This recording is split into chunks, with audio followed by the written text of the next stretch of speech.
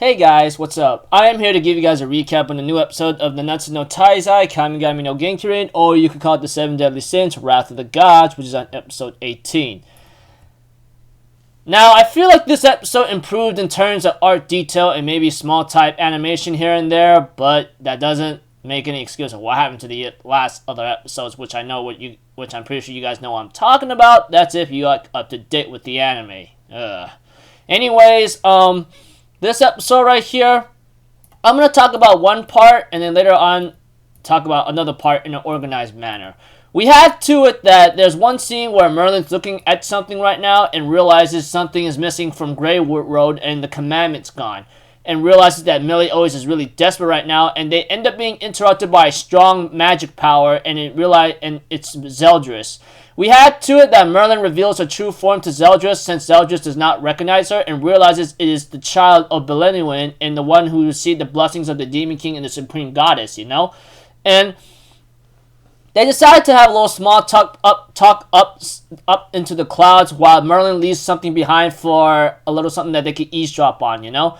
And we also see a scene where Margaret and Hendrickson, along with Dreyfus, are trying to look for Gilthunder.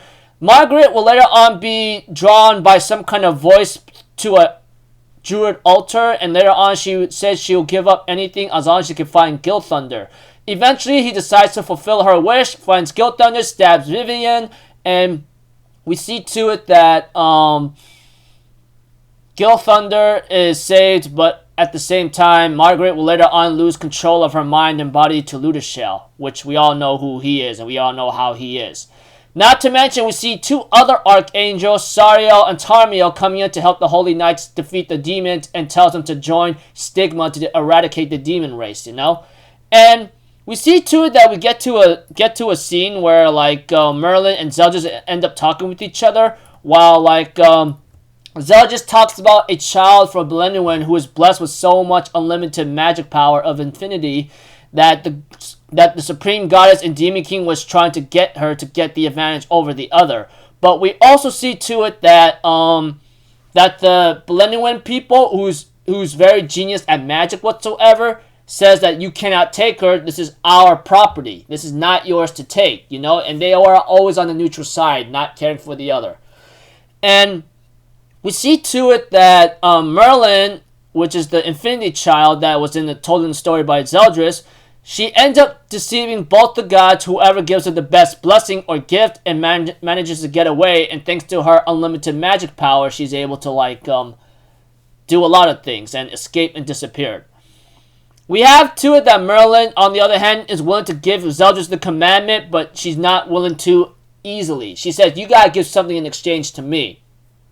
She therefore tells Zeldris, I want you to give me Elizabeth. The curse of the Demon King is about to activate in 2 days, and there's not much time. I can't allow her to die from the Demon King's curse and make things worse than it already is. Zeldris, on the other hand, says, unfortunately, I'm gonna have to decline. There's no way Meliodas will allow that. But as long as Meliodas is around, he will protect her. No one's gonna lay a finger on her. Merlin will take his word for it, but says, give me King Arthur then. But Zeldris says, sorry, I don't know who that guy is, but we have a mysterious attacker giving us some trouble on our demon race here and there. And we see too that Merlin says, okay then, release the Holy Knights and the people that's under your commandment, and no one is allowed to touch them. And Zeldris says, okay, no big deal. And he easily dispels it, and Merlin is taking her time, saying, oh, I'm feeling achy right now. And Zeldris like, don't do anything strange, otherwise I'll kill you. And Merlin's like, oh, you don't have to worry, because I will not be doing anything. Zeldris will later on be attacked by Ludoshel's holy attack by Ludoshel that's controlling Margaret's body and giving Zeldris a hard time. Well, not hard time, but says, oh, I'm here to give you an open greeting, and the episode ends off there. So, yeah.